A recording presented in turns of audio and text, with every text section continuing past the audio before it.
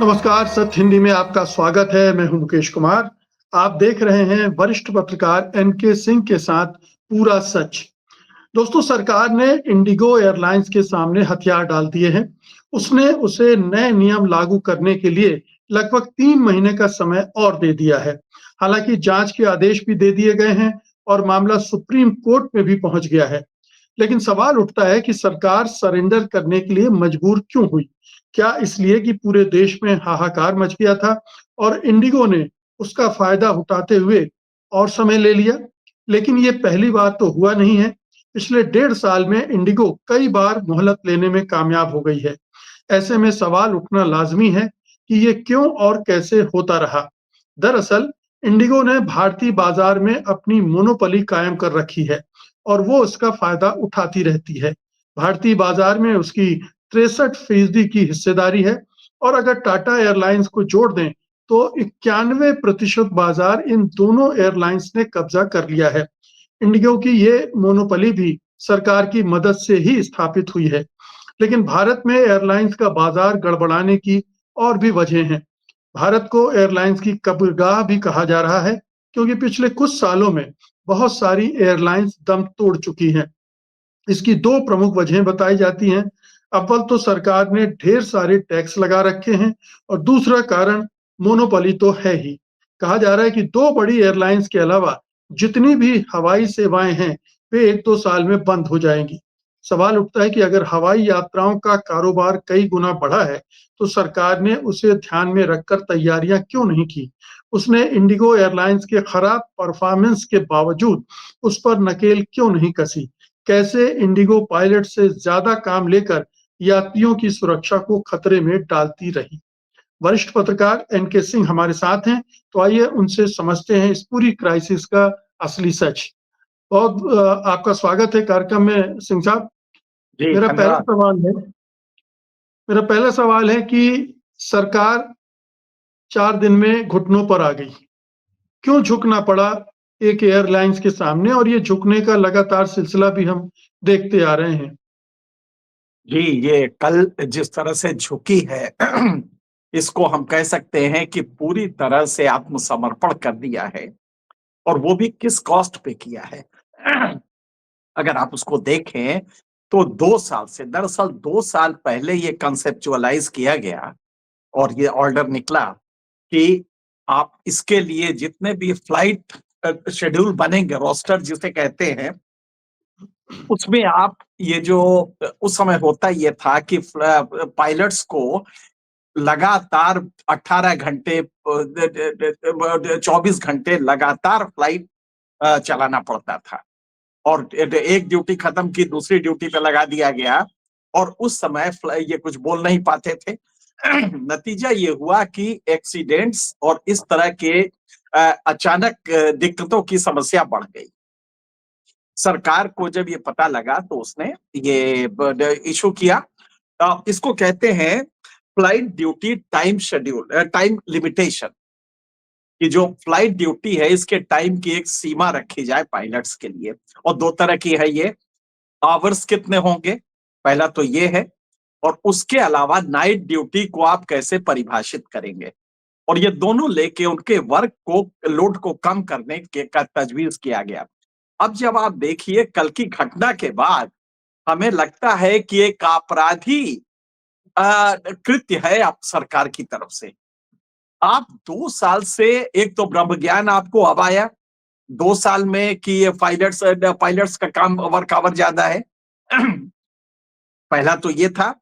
और पायलट का अगर वर्क आवर ज्यादा है तो 2 साल में आप इसको इम्प्लीमेंट नहीं करा पाए, दूसरी नालायकी ये थी। और तीसरी ये है कि जब क्राइसिस हुआ तो आप घुटनों पे आ गए, एयरलाइंस नहीं आया, जो कि एक प्राइवेट एयरलाइंस है। और आपने प्राइवेट एयरलाइंस को छूट इतनी दी कि जहां जरा गौर कीजिएगा, हम अपने व्यूअर्स को ये बताना चाहेंगे कि 1991 में जब उदारीकरण हुआ तो उसके पहले सरकारी सेवा हुआ करती थी। डोमेस्टिक एयरलाइंस के लिए इंडियन एयरलाइंस थी और विदेश के लिए एयर इंडिया थी। ये दोनों सरकारी थे। उदारीकरण आया तो इसको धक्का देके पुश किया जाने लगा और साहब प्राइवेट कंपनी आने लगी। प्राइवेट कंपनी आने लगी, शुरू में तो बहुत सारे सब्ज-बाग दिखाए। नतीजा ये हुआ कि प्राइवेट कंपनियां 2 दर्जन से ज्यादा आई और कुछ दिनों में अपना सब लुटा के चली गई, बंद करके चली गई और उनका कोई भी आज पुरसा हाल नहीं है। याद करिए, दमानिया जब आया था तो लगा कि साहब यहाँ पे चप्पल वाले भी अब चलेंगे उस पे, ₹1 में टिकट मिलेगा। क्या क्या नाम दिए थे और स्वयं मोदी जी ने कहा था जब प्राइम मिनिस्टर बने कि हमारी इकोनॉमी ऐसी हो गई कि चप्पल वाला भी आज चलने लगा है। अब हकीकत आप इसका देखिए कि ये 2 दर्जन बंद क्यों हुए? और एक तरफ तो 2 दर्जन बंद हुए और दूसरी तरफ सरकारी एयरलाइंस भी आपकी बिक गई, टाटा ने ले लिया और अंत में ये हुआ कि आज मोनोपोली लिए 91% लिए 2 कंपनियां खड़ी हैं। कौन-कौन सी?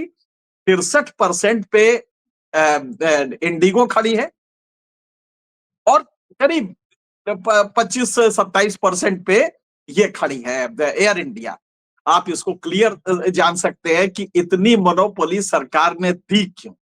आज अगर ये एयरलाइंस कह दें कि कान पकड़ के उठो बैठो तुम दिल्ली की कनॉट प्लेस पे, तो ये सरकार को करना पड़ेगा और आपने ये छूट दी है इनको। छूट क्यों दी आपने? क्योंकि आप भी गाय दोहने में ज्यादा इंटरेस्टेड थे और ये दुधारू गाय हो गई थी। लिहाजा इनके टोटल जो आप टिकट खरीदते हैं, उस टिकट का 55% तक सरकारी टैक्स में जाता है। 45 अभी तक ये माना जाता है 45% है, लेकिन अब जो लेटेस्ट डाटा है लगता है कि वो 55% हो गया है। मतलब अगर आपने कोई टिकट 5,000 का लिया है तो उसका 25 2,500 से 3,000 रुपया सरकार के जेब में जाता है। तो सरकार को बड़ा मजा आ रहा है ये टिकट के रेट बढ़े, कहीं कोई दिक्कत नहीं है क्योंकि अपने जेब में भी पैसा आ रहा है। नतीजा ये हुआ और ये हुआ क्यों? क्योंकि आपने एक चीज होती है एटीएफ, इसको कहते हैं एविएशन टरबाइन फ्यूल। ये गैसोलीन होता है जो हाई ऑक्टेन वैल्यू का होता है। इस पे सरकार और राज्य सरकारों ने जिसके यहां से ऑपरेट होता है अनाप शनाप टैक्सेस लगा दिए हैं।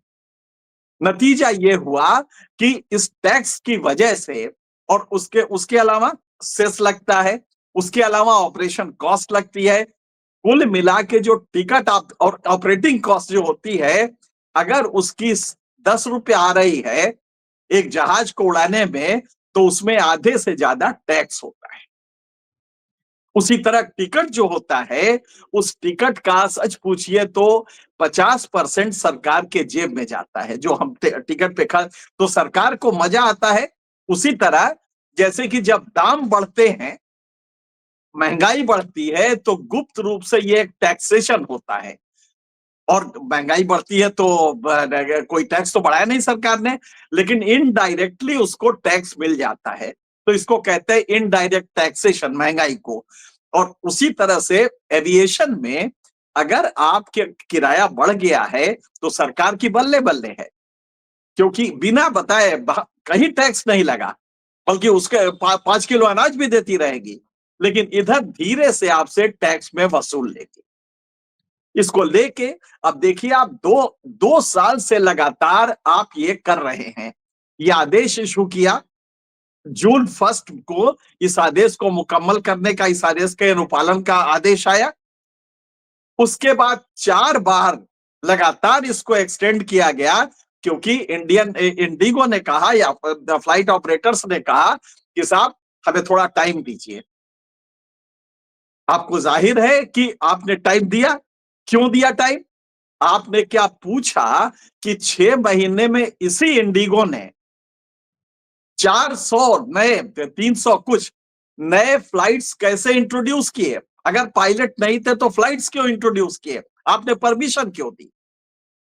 तो आप देखेंगे कि अपराध का एक सिलसिला है जो कॉर्पोरेट नेक्सस, सरकार कॉर्पोरेट नेक्सस का हम लोग अडानी अडानी करते हैं तो सरकार ने आप देखिए कि 2 दर्जन कहां गए वो सारे जो थे, आपको मैं नाम गिनाता हूं। जो पहला एयरलाइंस आया था यहाँ पे जो सबसे पहला आया था वो था वेस्ट एयरलाइंस। 1992 1992 में वेस्ट एयरलाइंस आया, और उसके पहले एक और एयरलाइंस आया था, उसका नाम था, मैं उसका नाम अभी देता हूं आपको।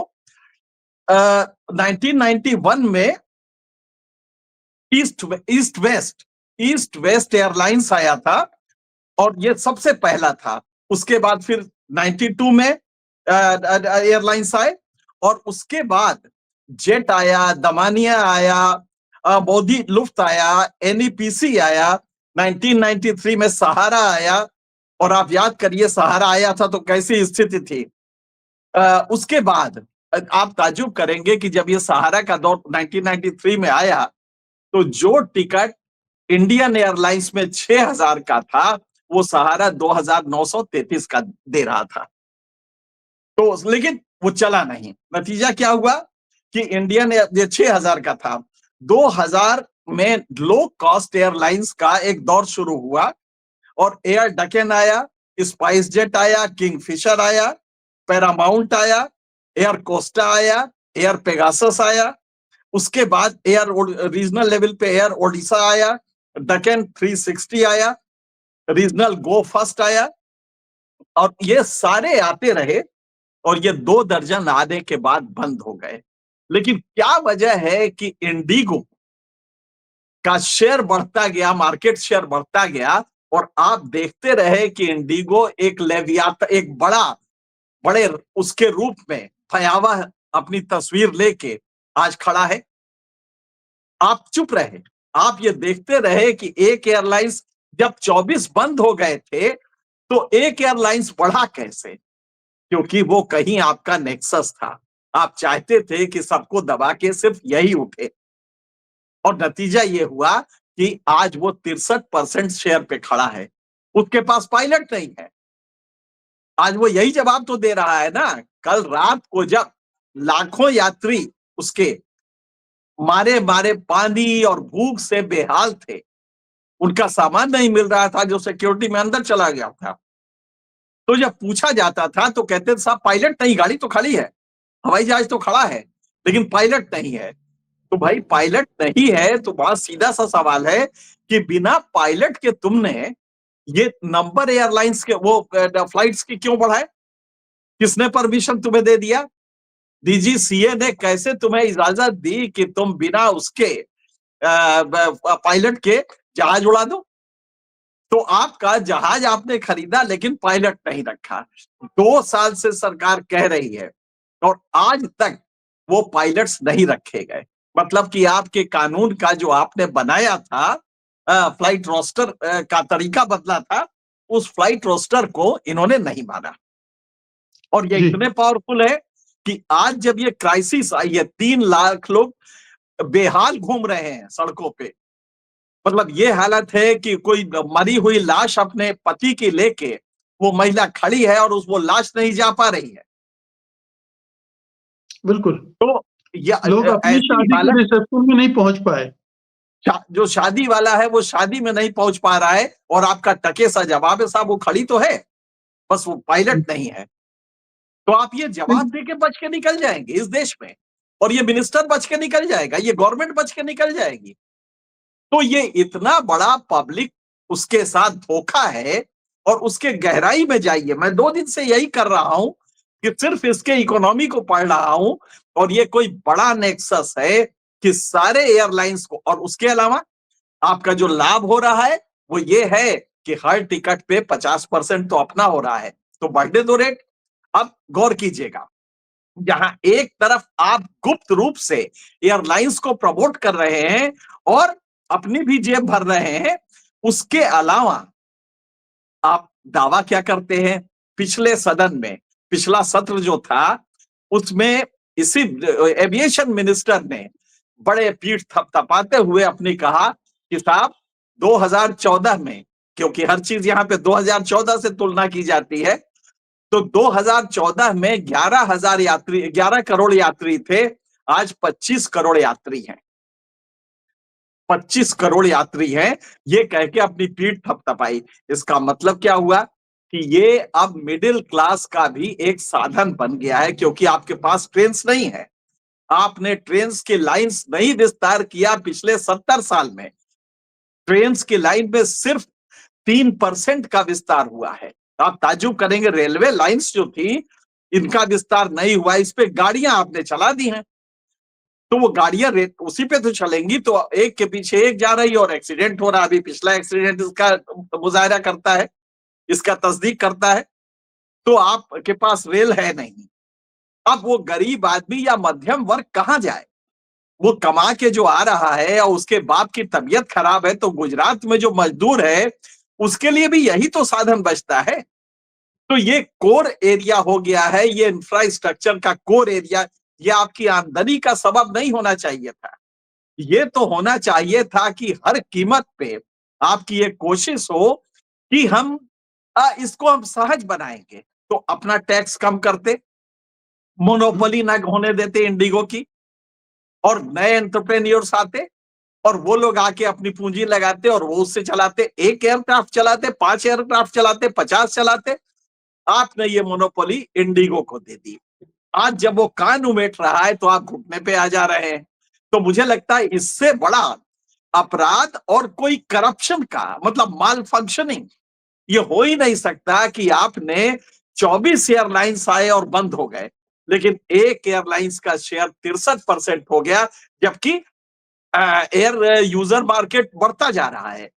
मतलब फ्लाइट लेने वालों की हर इकोनॉमी में होता है कि जब इकोनॉमी बढ़ती है तो हवाई जहाज से चलने हवाई यात्रा ज्यादा हो जाती है। तो हवाई यात्रा ज्यादा हुई है, लेकिन एयरलाइंस बंद होती गई हैं। लिहाजा मोनोपोली एक को दिया आपने।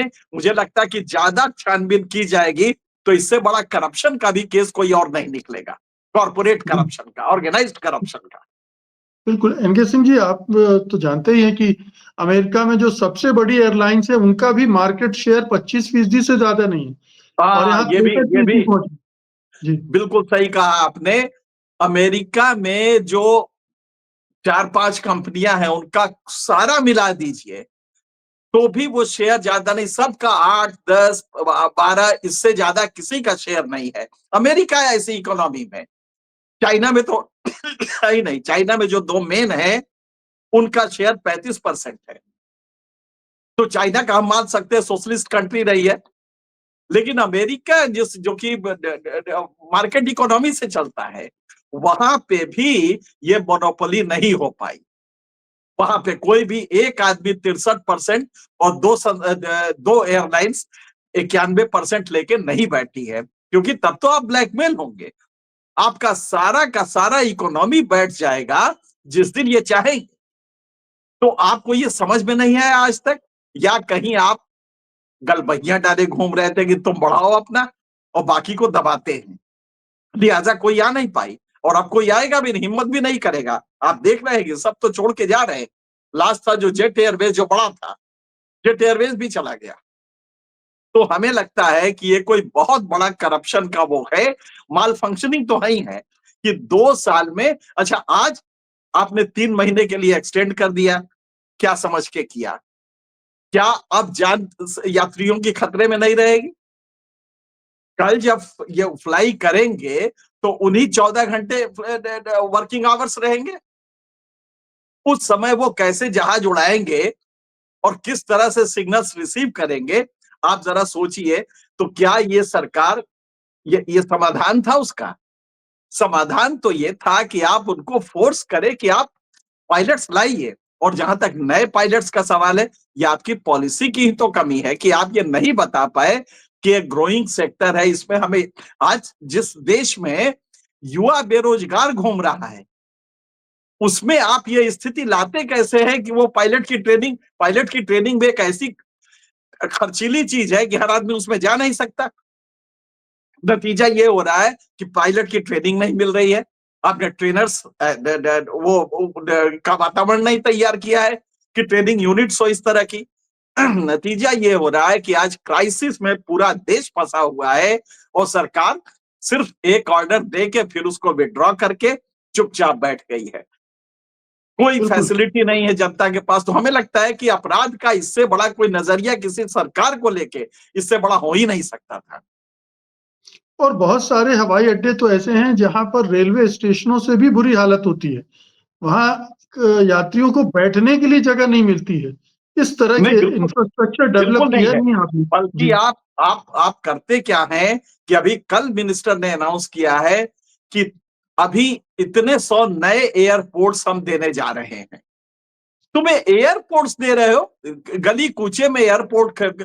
आप सोचिए, हिंडन हमारे बगल में है, ये कंसेप्चुअलाइज बहुत पहले हुआ था, आज तक वो फुल्ली ऑपरेबल नहीं हो पाया है, अभी भी उसमें ग्लिचेस है। आप इंटरनेशनल एयरपोर्ट के नाम पे नोएडा जेवर का एयरपोर्ट लाते हैं, अभी तक उसकी टीथिंग ट्रबल चल ही रहा है, तो अभी तक ऑपरेशनल नहीं हुआ, शायद अभी होगा भी नहीं। और चीफ मिनिस्टर ने भले ही कह दिया है अभी 2 दिन पहले, लेकिन अभी भी वो फुल्ली ऑपरेशनल हो गए, मुझे लगता है साल भर लग जाएंगे उसको। तो आप इसी तरह के शेख चिल्ली के प्लान बनाते हैं, फिर प्लान विड्रॉ करते हैं। किसान किसान कानून आया, उसको आपने बनाया, फिर विड्रॉ किया। अभी आपने 2 दिन पहले पहले देखा किस तरह जब पार्लियामेंट में दबाव पड़ा ऑपोजिशन का, तो आदेश वापस लिया। तो ये लगातार चल रहा है कि आप हैम हैंडेड अप्रोच करते हैं, जनता को डरवाते हैं, फिर अचानक जब हल्ला होता है तो फिर वापस ले लेते हैं। ये क्राइसिस आपको समझ में नहीं आई। 2 साल से आपने परमिशन कैसे दिया कि आप नंबर ऑफ फ्लाइट्स बढ़ाते जाए, लेकिन जब पूछा जाए कि अच्छा फ्लाइट चलाएगा कौन, आपने एक दिन भी नहीं पूछा। अच्छा भैया चलेगा कैसे? और अगर यही पायलट चलाएंगे तो पहले ही से वो 16 घंटे 14 घंटे की ड्यूटी कर रहे हैं, क्या चाहते हो उनको? इन इन यात्रियों की जान खतरे में डालना चाहते हो? तो हमें लगता है कि ये पूरा देख के इसको समझने में टाइम नहीं लगेगा कि कैसे एक प्राइवेट एयरलाइंस लेवियाथन की दानवाकार हो गया, 63% मार्केट शेयर हो गया, लेकिन जो 24 अन्य आए इन 30 वर्षों में, 26 वर्षों 36 वर्षों में, बाकी जो 24 आए वो हर साल आते थे, औसतन लीजिए तो, और वो अपना पैसा गंवा के चले जाते थे। 24 एयरलाइंस आई और बर्बाद होके चली गई, लेकिन इंडिगो खड़ा है। इसका मतलब है, और है कैसे कि आपकी मिलीभगत है कि एक को प्रमोट करो ताकि उसका पूरा वर्चस्व रहे, हमें इतने लोगों से डील ना करना पड़े। आज आप जब ब्लैक मेल हो रहे हैं तब समझ में आ रहा है कि ये खतरा राष्ट्रीय सुरक्षा का भी हो सकता है, क्योंकि ये सिर्फ इतना ही नहीं है। अगर एक इसीलिए तो आपने मोनोपोलिस्टिक वो एक्ट लाए हैं ना, आप जो मिनरल्स एंड मोनोपोलीज एक्ट लाए हैं, ये सारी चीजें तो मोनोपोलिस्टिक वो बिजनेस खत्म करने के लिए लाए ना। तो जब लाए हैं तो एयरलाइंस पे मोनोपोली क्यों रहेगी? लेकिन आज आपने देखा कि आपको घुटने पे आना पड़ा। तो मुझे लगता है ये कोई बड़ा गहरा नेक्सस है, और अगर ये प्रॉव होगा तो ये समझ में आएगा कि सरकार ने किस तरह से बाकी को खत्म करके एक एयरलाइंस को प्रमोट किया। आज वो आपके गले की हड्डी बन गया है। आखिरी सवाल है, क्या आपको लगता है कि इस क्राइसिस के बाद सरकार को अकल आएगी और वो मोनोपोली और जो दूसरे चैलेंजेस हैं, उनको व्यवस्थित तरीके से दूर करने की कोशिश करेगी? जी, इसका उपाय बहुत सिंपल सा है कि इस सेक्टर को आप कोर इंफ्रास्ट्रक्चर सेक्टर मान के इसमें सहूलियतें दे, इसको मतलब गाय के दुधारू गाय न समझें कि इसके जो टिकट होता है उसका 50% आपकी जेब में जाता है, लिहाजा बढ़िया है, बढ़ाते रहो टिकट। अब ये कोर सेक्टर हो गया मिडिल क्लास का भी, वो जो लड़का है जो कमा रहा है। अच्छा हाँ, एक चीज और बता दे, ये टिकट्स का रेट क्या है? भारत में अगर औसतन देखें तो औसत तनख्वाह जो होती है भारत में, टिकट जो होता है वो 17 दिन की सैलरी के बराबर होता है। एक टिकट जो खरीदते हैं हम, वो औसतन जो हमारी सैलरी है उसका 17 दिन के पगार के बराबर होता है, जबकि अमेरिका में ये 1.1 दिन का होता है, मतलब 1 दिन की सैलरी के बराबर का होता है। चीन में 3.7 दिन की सैलरी का होता है, लेकिन भारत में ये सबसे महंगा है जो हमारा स्तर है औसत सैलरी का, उसके मुकाबले देखेंगे तो ये 17 दिन की सैलरी के बराबर की होती है। आपको ये समझ में नहीं आ रहा कि सिर्फ इसलिए कि आपने टैक्स बढ़ा रखा है। आपने जब एविएशन का जब एविएशन फ्यूल के लिए जो टैक्स लेते हैं आप, उसको बढ़ा रखा है। नतीजा ये है कि आप दुधारू गाय उस गरीब से भी ले रहे हैं, जो मध्यम वर्ग हवाई जहाज पे चल रहा है, उसको भी दुधारू गाय समझ के ले रहे हैं। तो आप समझिए कि आधे दिन की सैलरी खर्च करके एक आदमी हवाई जहाज से अपने बाप के अंतिम दर्शन करने के लिए वो आता है। वो मजदूर है, वो साधारण सा क्लर्क है, जिसकी तनख्वाह 25, 30, 35 हजार रुपया है। वो भी बेचारा इसलिए कि तत्काल ट्रेन का टिकट नहीं मिलेगा। ट्रेन का टिकट नहीं मिलेगा तो हम हवाई जहाज से जल्दी पहुंचेंगे तो बाप के अंतिम दर्शन कर लेंगे। और उसकी जेब से आप निकाल लेते हैं। तो ये कफन से पैसा वसूलना हुआ ना। तो हमें लगता है कि इसको देख के आप समझ सकते हैं कि आपने रेट्स एयर फेयर के हायर कर दिए और मजबूर कर दिया जनता को कि तुम उसी में चलोगे, क्योंकि इनले रेलवे तो है ही नहीं।